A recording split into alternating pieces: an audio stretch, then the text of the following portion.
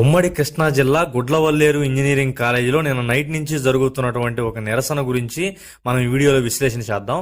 అక్కడ ఉన్నటువంటి చాలా మంది విద్యార్థులతోనూ మరియు నిన్న ఇన్సిడెంట్ బయటకు వచ్చిన తర్వాత అక్కడికి వెళ్ళిన గుంటూరు కృష్ణా జిల్లా ప్రాంతంలో అక్కడికి వెళ్ళినటువంటి పేరెంట్స్ తోటి మాట్లాడిన తర్వాత విషయాన్ని పూర్తిగా అవగాహన చేసుకొని అక్కడ జరుగుతున్న డార్క్ సైడ్ సీక్రెట్స్ కూడా మీకు చెప్పడానికి ఈ వీడియోలో నేను పూర్తి విశ్లేషణ అందిస్తాను. దయచేసి వీడియో చివరి వరకు చూడండి. ఇక్కడ అందరూ చాలా మంది చెప్పినట్టు నలుగురు విద్యార్థులు వాళ్ళలో వచ్చినటువంటి ట్రయాంగిల్ లవ్ స్టోరీలు, మోహానికి వాళ్ళు ప్రేమ అని పెట్టుకొని చేసినటువంటి చండాలాల గురించి నేనైతే చెప్పను. డైరెక్ట్గా విశ్లేషణలోకి వెళ్ళిపోతే, ఒక బాలిక ఒకరోజు స్నానానికి వెళ్ళినప్పుడు అక్కడ షవర్లో నుంచి ఒక హిడెన్ కెమెరా లాంటి చిన్న ఐటెం బయటికి రావడం అనేది చూసింది. అది బయటికి తీసుకొచ్చి ఫ్రెండ్స్ అందరికీ చూపిస్తే దాన్ని కెమెరానే అని వాళ్ళ నిర్ధారించుకొని పక్క రూములో ఉన్నటువంటి అందరు అమ్మాయిలకు కూడా చెప్తే అందరూ కూడా ఎస్ ఇది కెమెరానే, మరి ఏంటి ఎక్కడుంది ఏంటనే ఒక భయానక పరిస్థితుల్లోకి వెళ్ళడం జరిగింది. అప్పుడు వీళ్ళందరికీ కూడా ఒక అమ్మాయి మీద అనుమానం వచ్చింది. ఆ అమ్మాయి ఎవరయ్యా అంటే మార్కాపురం నియోజకవర్గంలోని గొట్లగుట్ట గ్రామానికి సంబంధించినటువంటి ఒక పాప. పేరైతే నేను చెప్పను. అక్కడ అనుమానం వచ్చిన తర్వాత అందరూ వెళ్ళిపోయి ఆ పిల్లని గట్టిగా క్వశ్చన్ చేస్తే అక్కడ తెలిసింది ఏంటయ్యా అంటే ఆ అమ్మాయి అరగంటగా మాట్లాడుతూ ఎస్ నేను పెట్టాను, ఇక్కడే కాదు నేను చాలా రూముల్లో పెట్టాను, మీ అందరి వీడియోలు కూడా మా దగ్గర ఉన్నాయి, మీరు నన్ను ఏమీ చేయలేరు, నాకేమన్నా అయితే మా నాన్న మిమ్మల్ని వదిలిపెట్టడు అని అగ్రెసివ్గా ఆ పిల్ల మాట్లాడిపోయి వెళ్ళిందంట. అలా మాట్లాడిన తర్వాత ఎందుకు ఊరుకుంటారు? ఇంకా కింద ఫ్లోర్ నుంచి అన్ని ఫ్లోర్ల నుంచి కూడా అమ్మాయిలందరూ వచ్చి ఆ పిల్లని అరవడం మొదలుపెట్టారు. అప్పుడు అక్కడికి వచ్చినటువంటి వార్డెను ఎందుకు మీరు ఈ విషయాన్ని ఇంత పెద్ద చేస్తున్నారు, సైలెంట్గా రూమ్లోకి వాళ్ళు వెళ్ళిపోయి పడుకోండి, రేపొద్దున అవసరం అయితే మన ప్రిన్సిపాల్తో మాట్లాడదామని చెప్పి అందంట. సరే వార్డెన్ మాటిని పోయి అందరూ రూమ్లోకి వెళ్ళిపోయారు. కట్ చేస్తే ఇంతకు వారం రోజుల క్రితం ఈ ఇన్సిడెంట్ జరగక ముందు బాయ్స్ హాస్టల్లో ఇంకో ఇన్సిడెంట్ జరిగింది. ఇక్కడ ఎవరైతే ప్రజెంట్ ఈ వీడియోలన్నీ బాయ్స్ హాస్టల్లో విజయ్ అనే ఒక పిల్లోడికి వెళ్తున్నాయని అందరూ అనుమానిస్తున్నారో అతని ల్యాప్టాప్లో వేరే అతని రూమ్మేట్స్ కొందరు ఇలాంటి వీడియోలను చూశారంట. ఏందిరా ఈ పని అని చెప్పి నిలదీశారు. ప్రిన్సిపల్ దగ్గరికి వెళ్ళి కంప్లైంట్ ఇచ్చారు. కంప్లైంట్ ఇస్తే మేనేజ్మెంట్ ఎందుకు మీరు ఈ విషయాన్ని బయటికి తెద్దాం అనుకుంటున్నారు, మీరు సైలెంట్గా ఉండండి, మేము చెక్ చేసుకుంటాం, లేదు మీరు దీని ఏదైనా పెద్ద న్యూసెన్స్ చేయాలని క్రియేట్ చేస్తే మాత్రం మీ అందరి మీద నేను డ్రగ్స్ కేసు పెడతాను అని మేనేజ్మెంట్ ఆ బాయ్స్ని బెదిరించింది. అలా బెదిరించినటువంటి తర్వాత అంతా స్తబ్ద అయిపోయింది అనుకున్నప్పుడు మళ్ళీ ఈ కెమెరా విషయం బయటకు వచ్చింది. ఇలా 2 రోజులు ఈ అమ్మాయిలందరూ కూడా వార్డెన్ చెప్పింది కదా అని 2 రోజులు ఆగారు. ఎలాంటి మార్పు కూడా రాలేదు. వీళ్ళందరిలోనేమో భయం పెరిగిపోతా ఉంది. అప్పుడు వీళ్ళందరూ నిర్ధారించుకొని ఈ అమ్మాయిని తప్పించే ప్రయత్నం కూడా చేస్తారు. ఎందుకంటే వీళ్ళ ఫాదర్కి పొలిటికల్ బ్యాక్గ్రౌండ్ ఉందంట. ప్రస్తుతం ఉన్న రకరకాల రూమర్స్ ప్రకారం కూడా కూటమి ప్రభుత్వంలో ఉన్నటువంటి 3 పార్టీల్లో ఒక పార్టీతోటి వీళ్ళ నాన్నకి బాగా సత్సంబంధాలు ఉన్నాయి, ఈయన ఆ సామాజిక వర్గానికి చెందిన వ్యక్తే అని కూడా అనుకుంటున్నారు. ఎట్ ద సేమ్ టైం ఈ వీడియోలు ఎవరైతే ఈ అమ్మాయి పంపించింది విజయ్కి అని అనుకుంటున్నారో ఆ విజయ్ కూడా పవన్ కళ్యాణ్ అభిమాని. అతను పవన్ కళ్యాణ్ గ్రూపుల్లోనూ మిగతా ఆ కృష్ణా జిల్లాలో ఉన్న మిగతా కాలేజ్ అన్ని గ్రూపుల్లోనూ ఈ వీడియోని పోస్ట్ చేయడానికి ఉన్నటువంటి టెలిగ్రాముల్లో ఉన్న డార్క్ సైడ్ లాంటి కొన్ని గ్రూపుల్లోనూ ఈ పిల్లోడైతే ఉన్నాడంట. దాన్ని ఐడెంటిఫై చేయడం అనేది కూడా జరిగింది. ఈ విషయం ఇవన్నీ తెలుసుకొని ఇవన్నీ చిలికి గాలివానగా మారి అమ్మాయిలందరూ బయటకు వచ్చేసి అర్ధరాత్రి నిరసన చేయడం మొదలుపెట్టారు.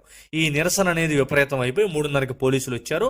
తెల్లారిదాకా అక్కడంతా పరిస్థితుల్ని ఆ పరిసరాలని పరిశోధించి వారు తెల్లారిపోతున్న ఏం చెప్పారంటే ఎప్పటికైతే మేము ఏ కెమెరాలని ఫైండ్ అవుట్ చేయలేదు, ఏ వీడియోని మేము చూడలేదు, మేమైతే విచారణ చేస్తామని విజయ్తో పాటు అనుమానాస్పదంగా ఉన్నటువంటి ఏది ఆ నలుగురు ప్రేమికులు అదంతా ఉంది కదా, అందులో ఒక 3 కుర్రోళ్ళని తీసుకెళ్లిపోయి ఎవరైతే ఈ అమ్మాయి ఉందో ఈ అమ్మాయిని కూడా విచారణకి తీసుకెళ్లారు. వాళ్ళనేమో నేరుగా కస్టడీలోకి తీసుకెళ్లిపోయారు అరెస్ట్ చేసి. వాళ్ళని కస్టడీలో తీసుకున్న వెంటనే విచారణ వేగవంతం చేయాలని నారా లోకేష్ గారు ఆదేశించారు. మరియు చంద్రబాబు నాయుడు గారు కూడా ప్రతి 2 గంటలకోసారి ఈ విచారణ తాలూకు అప్డేట్స్ ఆయన రిపోర్ట్స్ తెప్పించుకొని చెక్ చేస్తూనే ఉన్నారు.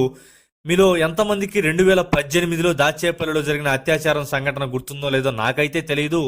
2018లో ఆ అత్యాచారంలో జరిగినటువంటి నిందితుడికి 48 గంటల్లో శిక్ష విధిస్తాను అని ఆ రోజు చంద్రబాబు నాయుడు గారు చెప్పారు. చెప్పిన విధంగానే 48 గంటల్లో ఆ బిడ్డకి న్యాయం చేయడం అనేది జరిగింది. ఇలాంటి విషయాల్లో చంద్రబాబు నాయుడు గారు చాలా సీరియస్గా ఉంటారు.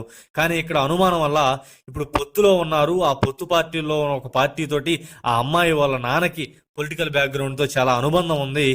ఆ బ్యాక్గ్రౌండ్ని ఉపయోగించి ఏదైనా ఈ విచారణ ఏమన్నా త్వరితగతిన కాకుండా వేరే ట్రాక్ ఎక్కిస్తారా అనే అనుమానాలు అయితే అందరిలో ఉన్నాయి.